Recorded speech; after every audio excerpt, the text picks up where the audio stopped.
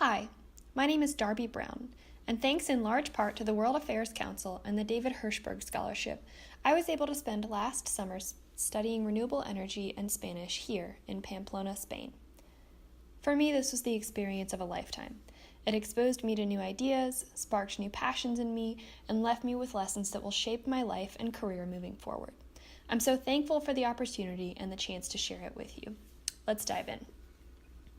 Meet my family for 6 weeks. In the middle is my house mom, Mama Zubi, the most lively woman you will ever meet. On the right is Rosemary, a bright and passionate young woman and my roommate for the summer. On our first night in Pamplona, Mama Zubi welcomed us with open arms and plenty of food, including Spanish favorites like manchego cheese and chorizo. Our dinners included a lot of charades because Mama Zubi did not speak any English and we spoke very little Spanish. Needless to say, I was relieved to be taking Spanish courses to help me communicate. Rose and I began classes at Los Edificios Inteligentes, or the intelligent buildings. These buildings were designed to increase efficiency and reduce carbon footprint while keeping its inhabitants at top of mind. Not a bad start to a summer that was focused on sustainability. 2 weeks of Spanish immersion courses enabled me to communicate with my house mom and get around town confidently, with plenty of help from Google Translate, of course. It also sparked a passion and inspired me to continue to learn more throughout the trip. It was easy to fall in love with Pamplona. My peers and I climbed to Fort de San Cristobal to experience Spain's history and natural beauty. We danced in the streets with locals, had lunch with Grandma Zubi, and had dinner at Pincho's bars. We explored City Hall and learned more about San Fermin, who's a patron saint of Navarre, where Pamplona is located. And I even stood on the balcony where they shoot off the Chupinyaza, a rocket, to begin the San Fermin festival in July.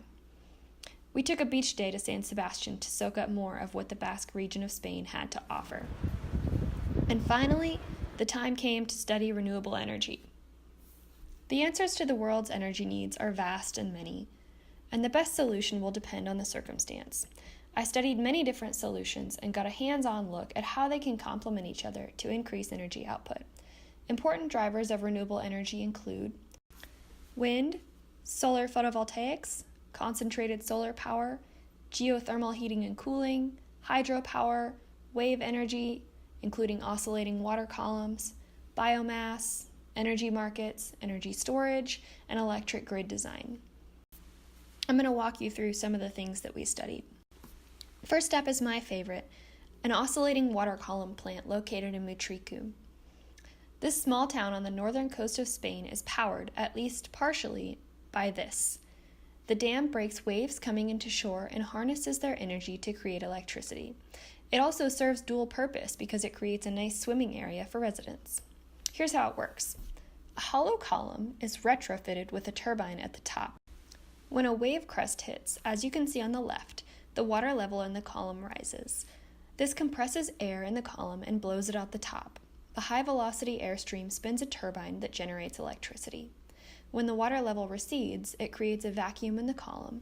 High-velocity air is then sucked back in through the top of the column, spinning the turbine and creating even more electricity. Here's a look at the power that the turbine would capture from a single column. And here's a view into the column. The entire plant has a capacity of 0.3 megawatts. Compare this to the 5 to 10 megawatt capacity of a single offshore wind turbine, and you can see that a lot of work must be done to make this technology more commercially viable. But wave and tidal energy are huge, untapped, and reliable energy sources, and it's exciting to see one of the first attempts to harness that resource. Here's another small-scale system. These solar panels powered a small town's electricity needs, primarily through streetlights and public buildings. To avoid curtailment, the town used hydro storage and sold its excess electricity to the grid. We actually hiked up a mountain to see the water reservoir from the hydro storage system. Hydro storage is a system where you pump water up a mountain or hill, thus converting electricity to potential energy for storage, then regenerate electricity through a traditional hydropower system when it is needed. We also visited a site powered by these little wood pellets, otherwise known as biomass, a large-scale solar photovoltaics and concentrated solar power plant, buildings with geothermal heating and cooling systems like the ones shown here, and, of course, we saw iconic wind turbines. I'm thankful to have a broad understanding of various technologies so that I can better integrate each into my life and advocate for them in my career. The adventures didn't stop there, though. We took a field trip to Olite, home to what was once a royal palace of Navarre. We visited a winery where we saw old processing equipment like this bottling line and new equipment like these fermenters. I spent a day with my old friend Jaime, who gave me a tour of his family farm where they grew Valencia oranges and dates. His family taught me more about Spain's history and shared passionate opinions on this, Catalonia's fight for independence. It was enlightening to hear both sides of the controversy, its historical context, and how other regions, including Basque Country, fit into the problem. And after long days of exploring, it was nice to go home to quaint, quiet Pamplona. Wait a second!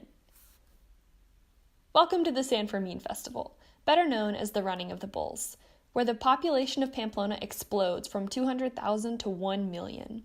Lucky for Rose and I, Mama Zubi taught us to celebrate like locals. We danced the mornings away atop the Cafe Iruña,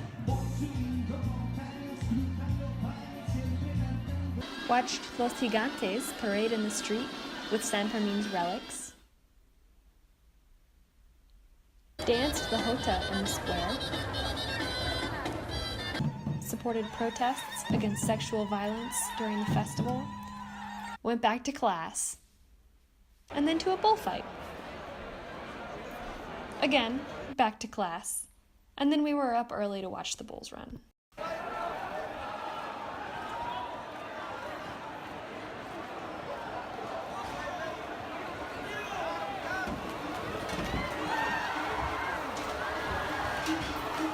And while I didn't run with the bulls, I like to think I had a little running of my own.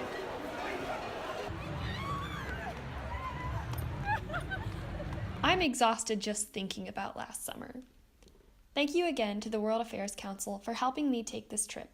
It expanded my horizons immensely, gave me a global orientation, and grew my passion for sustainability.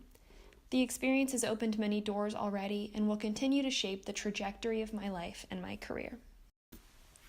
To this year's Hershberg Scholarship recipients, congratulations and best of luck. I hope your experience makes a similar impact on you. Adios!